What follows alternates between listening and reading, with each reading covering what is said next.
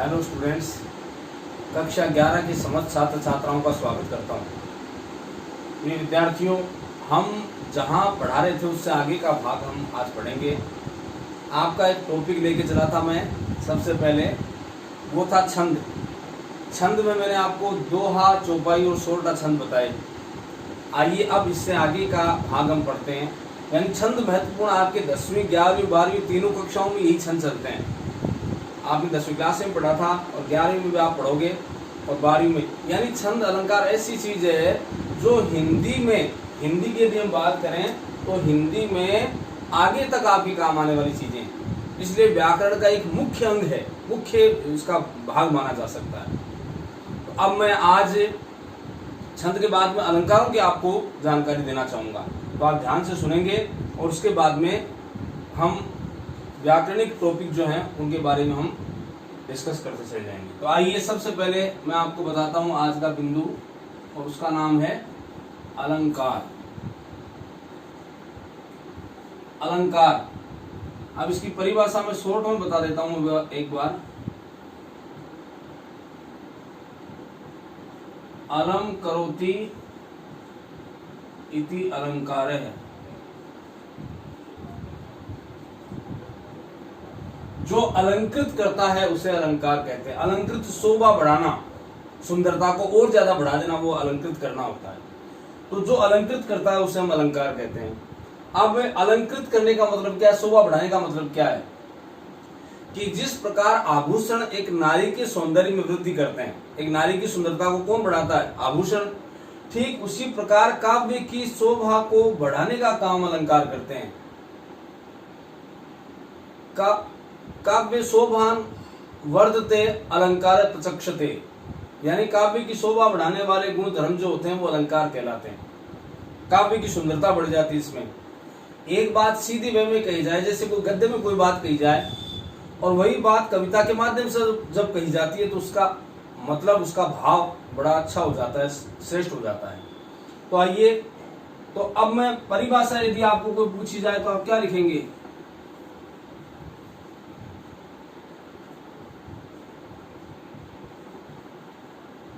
काव्य की शोभा बढ़ाने वाले गुण धर्मों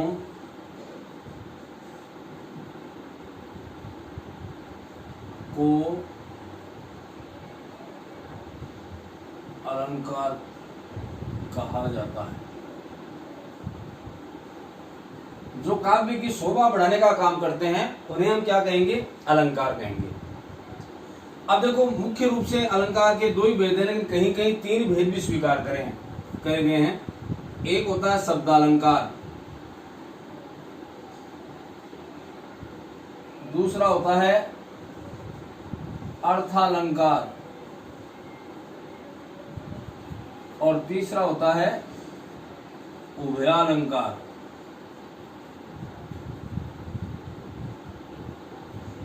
ये तीन मुख्य भेद अलंकार के माने गए हैं। शब्दालंकार, जहां शब्द में चमत्कार पैदा हो, जहां शब्द में सुंदरता या चमत्कार पैदा हो, उसे शब्दालंकार कहा जाता है। आप कविता को पढ़ोगे, आप काव्य को पढ़ोगे, अभी अर्थ आपने नहीं देखा, लेकिन शब्दों में ऐसी जादूगरी है या शब्द ऐसे सुंदर डाले गए हैं कि उनको पढ़ते ही आनंद की अनुभूति होती है, तो वो शब्दालंकार।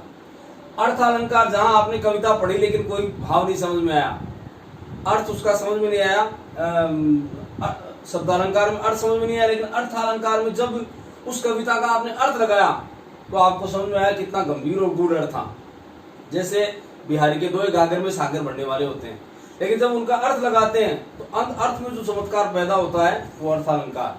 और उभयालंकार, उभय मानी दोनों, जिसमें शब्द और अर्थ दोनों हो, शब्द में भी चमत्कार और अर्थ में भी चमत्कार, वहां होता है उभय अलंकार, उभयालंकार जिसको कहते हैं।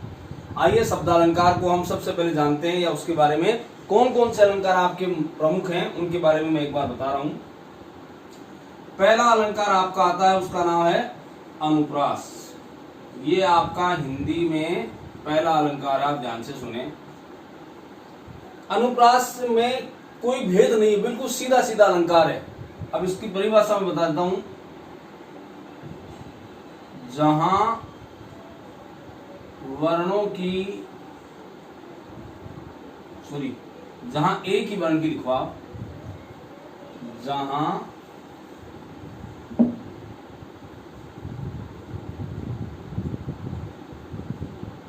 एक ही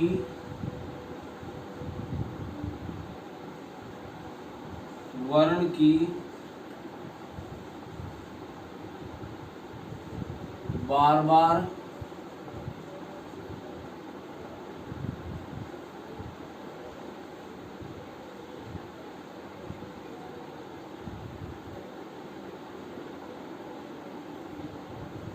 आवृत्ति हो,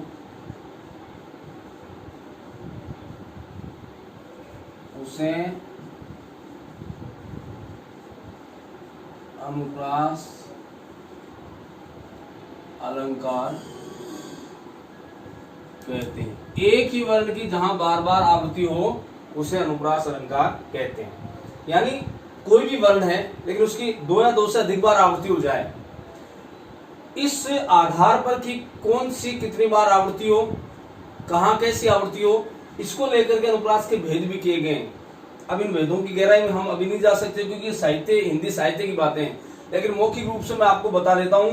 जैसे लाटानुप्रास, शेखानुप्रास, वृत्तानुप्रास, श्रुत्यानुप्रास, अंत्यानुप्रास, जैसे कई जगह अंत में तुक मिलता है, तो अलग अलग इसके मतलब भेद हैं। लेकिन आपको मुख्य रूप से ये बात जाननी है कि जहां एक ही वर्ण की बार बार आवृत्ति होती है उसे अनुप्रास अलंकार कहते हैं। जैसे एक उदाहरण देता हूं, भगवान भक्तों की भयंकर बुरी भीति भगाइए। अब ये अनुप्रास का सुंदर उदाहरण है। इसमें क्या हुआ कि एक ही वर्ण भय भय की आवृत्ति बार बार हो रही है। भगवान भक्तों की भयंकर बुरी भीति भगाइए। हे भगवान, इस संसार के आप में जो आपके जो भक्त हैं उनका जो भयंकर दारुण दुख है उसको आप दूर कीजिए। लेकिन इसमें चमत्कार क्या देखा शब्दों में कि एक ही वर्ण की, ये वर्ण देखो भई आ रहा है ये, तो इस प्रकार से हम कह सकते हैं कि वर्णों की जहां आवृत्ति बार बार हो वहां अनुप्रास अलंकार होता है। जैसे आप बोलते भी रहते हो, कभी हंसी मजाक करते हो, चाचा सचिल के चबूतरे पर चील ने चूहा चबाया, अनुप्रास का उदाहरण है। चाचा सचिल के चबूतरे पर चील ने चूहा चबाया। खड़क सिंह के खड़कने से खड़कती है खिड़कियां, खिड़कियों के खड़कने से खड़कता है खड़क सिंह। तो इस प्रकार एक ही वर्ण की, मेरा कहने का मतलब, आवृत्ति हो वहां अनुप्रास अलंकार माना जाएगा। तो ये भई भई की आवृत्ति आप बार बार देख, जैसे शेष महेश गणेश दिनेश सुरेश जाहि निरंतर गावे, जाहि अभेद अछेद अनंत अखंड अनादि सुभेद बतावे, नारद से सुख व्यास रटे पछि हार गए पुनि पार न पावे, ताहि अहीर की छोहरियां छचिया पर छाछ पे नाच नचावे, छचिया पर छाछ पे नाच नचावे, छही छह। या फिर शेष महेश सही से मिल रहा है, या फिर अभेद अछेद अनंत अखंड ये मिल रहा है। इस प्रकार के उदाहरण जो है वो आप इसमें डाल सकते हो, तो अनुप्रास के सारे उदाहरण। और आप ये मान के चलो कि आपके पद्य की कविता में लगभग हर कविता में अनुप्रास की कहीं न कहीं आवृत्ति होती है, अनुप्रास का प्रयोग होता है। अनुप्रास अलंकार तो लगभग आपके प्रत्येक कविता का एक भाग है, इसलिए आपको अनुप्रास तो बहुत अच्छी तरह याद रखना चाहिए कि अनुप्रास वह अलंकार है इसमें एक ही वर्ण की बार बार आवृत्ति होती है। जैसे ये मैंने आपको उदाहरण बताया, इससे आप समझ सकते हैं। और बाकी मैंने बताया ऐसे बहुत से उदाहरण आपको मिल सकते हैं। लट लटकनी मनोमत मधुगन मादक मद ही पिए, लट लटकनी ले आ गया, मादक मद ही पिए मई में आ गया। लेकिन मनु शब्द आ गया तो उत्प्रेक्षा पहले मुख्य अलंकार है, उसके बाद में अनुप्रास है, क्योंकि जनु मनु जानो मानो ये आपका अर्थ अलंकार है, उत्प्रेक्षा उसका एक भेद है, ये उसका वाचक शब्द है। तो इस प्रकार से अब ये अनुप्रास आपके सामने हुआ। चलो इसी क्रम में अब मैं आपको अगला अलंकार बताने जा रहा हूं प्रिय विद्यार्थियों, और अगले अलंकार के लिए आप तैयार रहें। अगला अलंकार है, उसका नाम है, आप सभी विद्यार्थी जानते हैं, आपने पढ़ा भी है, एक है श्लेष अलंकार और एक है यमक अलंकार। आइए सबसे पहले मैं यमक अलंकार के बारे में आपको जानकारी देता हूँ। यमक अलंकार में क्या होता है। तो मुझे विश्वास है कि ये जो अभी मैंने आपको बताया वो आपको समझ में आया होगा। और अब हम यमक अलंकार के बारे में आपको बता दें।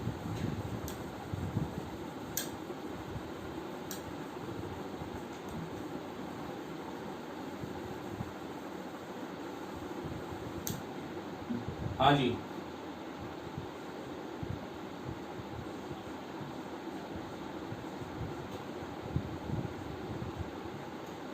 यमक अलंकार। अब इस अलंकार में क्या होता है, इसकी परिभाषा मैं आपको बताऊं। जहां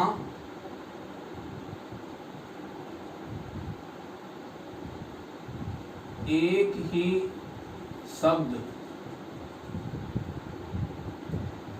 जहां एक ही शब्द दो या दो से अधिक बार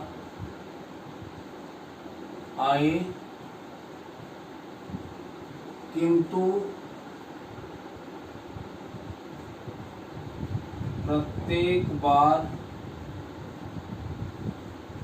उनके अर्थ भिन्न भिन्न हों। बस ये परिभाषा है।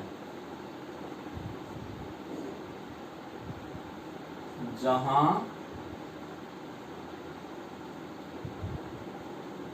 एक ही शब्द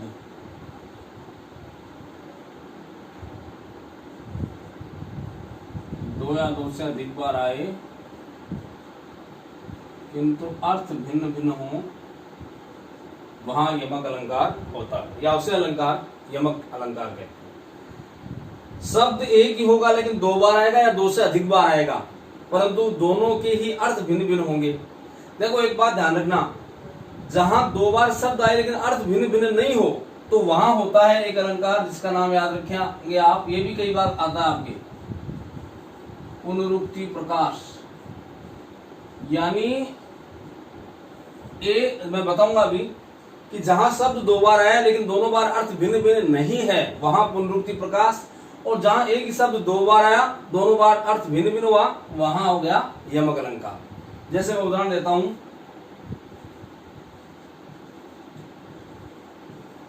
कनक कनक ते सोगुनी मादकता अधिकार। ये एक उदाहरण है, पहला उदाहरण बताया मैंने, कनक कनक दे सोगुनी मादकता अधिकार। इसमें कनक और कनक दो बार आए, ये आप देख रहे दो बार आए, लेकिन दोनों बार इनके अर्थ भिन्न भिन्न हैं। पूरा दो क्या है, कनक कनक ते सोगुनी मादकता अधिकार, इही खाए बोराय जब ऊह पाए बोराय। ये हो गया सोना और ये हो गया धतूरा। धतूरा, कनक कनक ते सोगुनी मादकता अधिकार, सोने में धतूरे से सोगुना नशा होता है, मादकता कहते हैं नशे को। ई खाए बोरा ऊं पाए बोराए जग ई खाए बोराए, कि सोने को तो प्राप्त करने मात्र से आदमी पागल होता है, धतूरे को तो खाने से पागल होता है। ई खाए बोराए जग ऊं पाए बोराए, इसको खाने से पागल होता है, इसको प्राप्त करने मात्र से।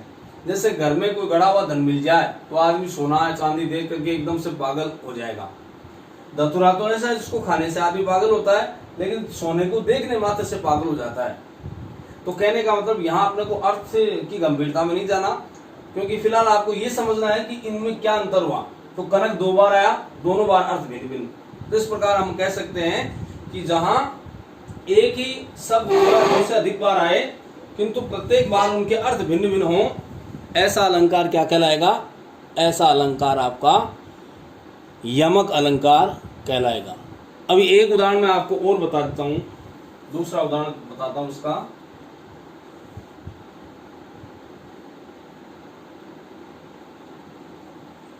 यह सुनो नहीं तरु अरक ते अरक समान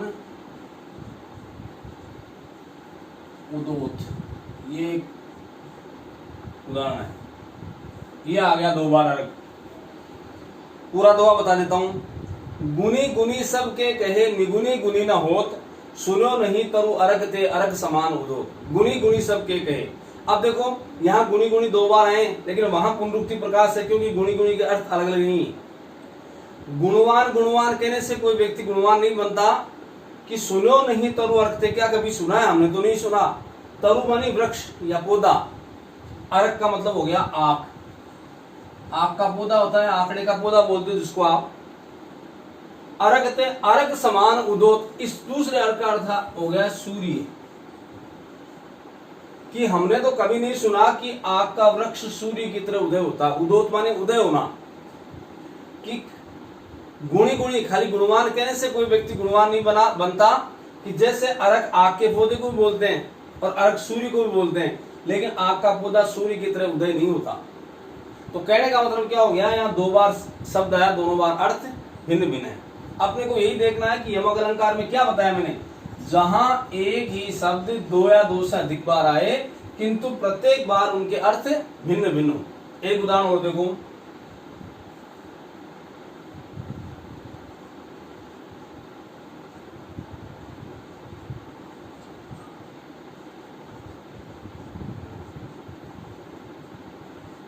ये देखो आप, सजना है मुझे सजना के लिए। 2 बार सजना शब्द आया, दोनों बार अर्थ भिन्न भिन्न है। यहाँ सब सजना का अर्थ क्या हो गया, श्रृंगार करना, और यहाँ सजना का अर्थ क्या हो गया, पति। सजना है मुझे सजना के लिए, मुझे अपने पति के लिए श्रृंगार करना। कहने का मतलब क्या हो गया, शब्द 2 बार अर्थ भिन्न भिन्न। अभी एक आपने और पढ़ा था, सुना होगा, 3 बेर खाती थी वो 3 बेर खाती है। 3 बेर खाती थी वो 3 बेर खाती है। इसमें अगली पंक्ति और है, नगन जड़ाती थी वो नगन जड़ाती है। एक पंक्ति इसमें और मैं बता देता हूं आपको, नगन जड़ाती थी वो नगन जड़ाती है। इसमें एक लाइन और आती है, पूरा यमक है, विजन डुलाती थी वो विजन डुलाती है। ये देखो, ये बहुत शानदार उदाहरण है। इसकी प्रत्येक पंक्ति में यमक अलंकार की छटा है। ये देखो आप, हर पंक्ति में यमक अलंकार का सौंदर्य। शिवाजी के प्रताप से जो म्लेच्छ स्त्रियां थी, मुगलों की स्त्रियां, उनकी क्या दुर्दशा हो गई, उसके बारे में चित्रण कवि ने किया है। कि 3 बेर खाती थी वो, हरम में रहकर के वो रानियां, मुगल रानियां दिन में 3 बार खाती थी। इस 3 बेर का अर्थ क्या होगा, 3 बार, 3 समय, 3 टाइम। वो 3 बेर खाती है। अब उनको वो अपना जो महल है वो छोड़ के भागना पड़ा। अब केवल जंगलों में भटक रही है, और 3 बेर का मतलब बोर, जो बोर होते हैं खाने के, बेर जिसको कहते हैं, वो 3 बेर खा के संतुष्ट हो जाती है। जो समय दिन में 3 समय भोजन करती थी अलग अलग प्रकार का, वो अब 3 बेर खा के रह जाती है। यहाँ 3 बेर का अर्थ 3 बार, यहाँ 3 बेर का अर्थ 3 बोर या बेर। नगन जलाती थी, नगिने पहनती थी हाथों में, नगन जलाती थी या पूरे शरीर पर नगिने धारण करती थी। वो नगन जलाती है, नंगे पांव घूमती है। इस नगन जलाने का अर्थ है नगन, नंगे पांव घूमना। विजन डुलाती, विजन का अर्थ होता है पंखा, व्यजन से बना है। देखो व्यजन शब्द है, व्यजन का अर्थ होता है पंखा, और उस पर बिंदी लगा दे हम व्यंजन, तो व्यंजन के 2 अर्थ हो गए, पकवान भी हो गया और व्यंजन आपका वर्ण भी हो गया। तो विजन डुलाती थी। जो स्त्रियां उनके आगे पीछे पंखे झलती थी वो विजन डुलाती है। विजन मानी सुनसान, जन रहित, एकदम सुनसान प्रांत में घूमती है। जिनके दास या पंखे जलती थी ऐसी स्त्रियों की क्या दुर्दशा होगी कि विजन प्रांत में, जन रहित, जहां कोई नहीं रहता, ऐसे प्रांत में बेचारी डोलती फिरती है। तो इस प्रकार से यह आपका मैंने दूसरा अलंकार बताया। मुझे आशा है कि ये भी आपको समझ में आया होगा। आइए शब्दालंकार का तीसरा अलंकार मैं आपको बताने जा रहा हूं। तो प्रिय विद्यार्थियों, आप ध्यान से ये भी देखेंगे और मुझे विश्वास है आपको अच्छी तरह समझ में आएगा, क्योंकि अलंकार आपके जब तक हिंदी आप पढ़ते रहोगे ये चीजें ऐसी है जो हर समय आपके काम आने वाली है। आगे की कक्षाओं में ये साथ चलती रहेगी और प्रत्येक कविता का जो सौंदर्य वो इन अलंकारों से बनता है। इसलिए अलंकारों की जानकारी होना नितांत आवश्यक है आपके लिए।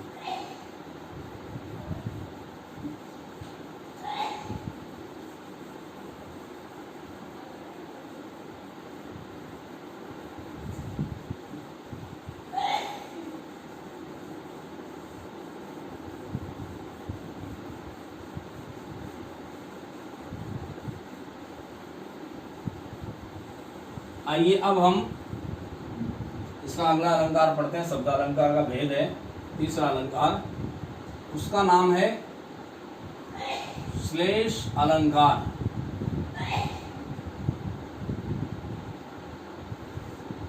यह है आपका तीसरा अलंकार, श्लेष अलंकार।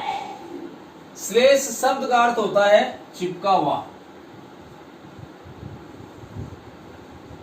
श्लिष्टार्थ, इससे निकलने वाला अर्थ होता है श्लिष्टार्थ। अब इसकी परिभाषा में बता देता हूं एक बार।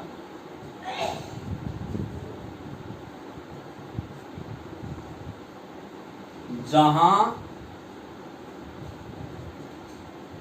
काव्य पंक्ति में शब्द एक ही बार आए किंतु उसके अर्थ भिन्न भिन्न हो, वह है आपका यमक अलंकार, श्लेष अलंकार। चिपका हुआ इसका अर्थ हो गया। परिभाषा मैंने आपको बताई कि जहां काव्य पंक्ति में शब्द एक ही बार आता है किंतु उसके अर्थ भिन्न भिन्न होते हैं। यह आपको विशेष ध्यान रखना है।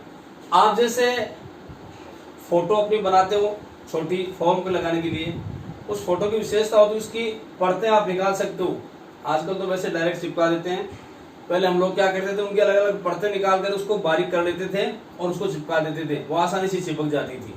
तो वैसे ही शब्द एक होता है, अलग अलग उतार के अर्थ निकाल देते हैं कि ये एक अर्थ हो गया, दूसरा अर्थ हो गया, तीसरा। यमक में क्या होता था, एक ही शब्द दो बार आता था, अर्थ भिन्न भिन्न होता था। यहाँ शब्द एक ही बार आएगा लेकिन उसके अर्थ अलग अलग हो जाएंगे। अभी आपको उदाहरण देखना तब आपको समझ में आएगा। देखो प्रिय विद्यार्थियों, यमक जो था उसके भी दो भेद थे, अभंग यमक और सभंग यमक। लेकिन इतनी गहराई में मैं आपको ले जाना नहीं चाहता, आपको मुख्य चीज बता रहा हूं। और दूसरा श्लेष में भी ऐसा है, अभंग श्लेष और सभंग श्लेष। ये क्या होता है अभंग? अभंग जहां भंग नहीं पड़े, अर्थात जहां शब्द के टुकड़े नहीं करने पड़े और अर्थ भिन्न भिन्न हो जाए, वहां तो अभंग यमक या अभंग श्लेष। और जहां शब्द के सभंग भंग सहित, यहाँ शब्द को तोड़ना पड़े, टुकड़े करने पड़े, तब जाके उसके अर्थ भिन्न भिन्न होते हैं, वहां होता है सभंग यमक या सभंग श्लेष। आइए इसका उदाहरण मैं आपको बता देता हूं।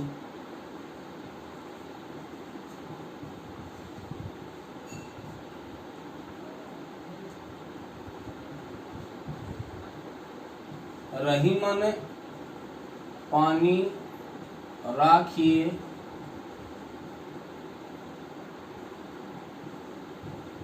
बिन पानी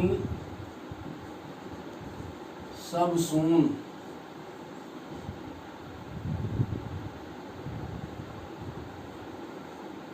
पानी गए न उबरे मोती मानस चून। ये देखो आप, ये दोहा जो है वो श्लेष का बहुत शानदार उदाहरण है। अब आप देखिए, रहीमन पानी राखिए। रहीम जी कहते हैं पानी बचा के रखना चाहिए। बिन पानी सब सून, पानी के बिना तो सब कुछ सूना है। कि पानी गए न उबरे, ये दोनों पानी आए हैं, इनमें कहीं अलंकार की छटा नहीं है। लेकिन तीसरा जो पानी शब्द आया उसमें अलंकार है, वो है श्लेष। कि पानी गए ना उबरे मोती मानस चून। यदि पानी चला जाए तो तीन चीजें नहीं रहेंगी, एक तो मोती, एक मानस, एक चून। मोती का अर्थ तो मोती जानते हो आप, मानस का अर्थ है मनुष्य, और चून का अर्थ है सादा चून जो हम खाने के काम में लेते हैं। तो रहीमन पानी राखिए, रहीम जी आज कहते हैं कि आदमी को पानी बचा के रखना चाहिए। यहाँ पानी का अर्थ सादा जल हो गया। बिन पानी सब सून, पानी के बिना सब कुछ सूना है। कि पानी गए ना उबरे, यदि पानी चला जाए तो तीनों चीजों का पानी चला जाए तो उनकी कीमत घट जाएगी। बोले कैसे? कि मोती का पानी चला जाए अर्थात चमक। मोती के लिए क्या अर्थ हो गया? चमक। यानी मोती की चमक चली जाए तो वो किसी काम का नहीं है। और मानव के लिए हो गया, मानस के लिए हो गया इज्जत। यदि मनुष्य की इज्जत या प्रतिष्ठा धूमिल हो जाए तो मनुष्य किसी काम का नहीं। और चून, यहाँ पानी का अर्थ हो गया जल, सादा जल। कि हमारे पास घर में आटा या चून तो रखा है लेकिन जल नहीं है, तो हम क्या बनाएंगे, कैसे बनाएंगे? पानी तो चाहिए, रोटी बनाने के लिए पानी चाहिए, चून में डालने के लिए। तो यहाँ हमने क्या लिखा? पानी एक बार आया। अर्थ कितने निकले? 3। कि रहीमदास जी कहते पानी चला जाए तो नहीं होंगे, उभरेंगे नहीं, बचेंगे। क्या? मोती की चमक चली जाएगी। यानी मोती का पानी चला जाए, मोती की चमक चली जाए तो किसी काम का नहीं है। मनुष्य का पानी चला जाए अर्थात उसकी इज्जत चली जाए तो किसी काम का नहीं। और जल के लिए पानी नहीं चला जाए, चून के लिए पानी चला जाए तो चून किसी काम का नहीं। तो चून के लिए जल, मोती के लिए चमक, और मनुष्य के लिए इज्जत। शब्द एक बार आया, अर्थ मिल। एक उदाहरण और देखो, ये आपका पहला उदाहरण था। दूसरा,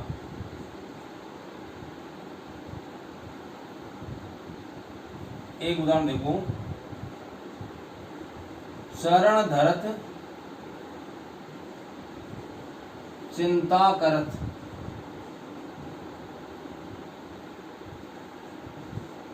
चितवत चारों ओर। चरण धरत चिंता करत, चितवत चारों ओर। और अब देखो आप सुंदरता, सुवर्ण को ढूंढत फिरे, कवि कामी अरु चोर। ये देखो आप, शानदार उदाहरण है।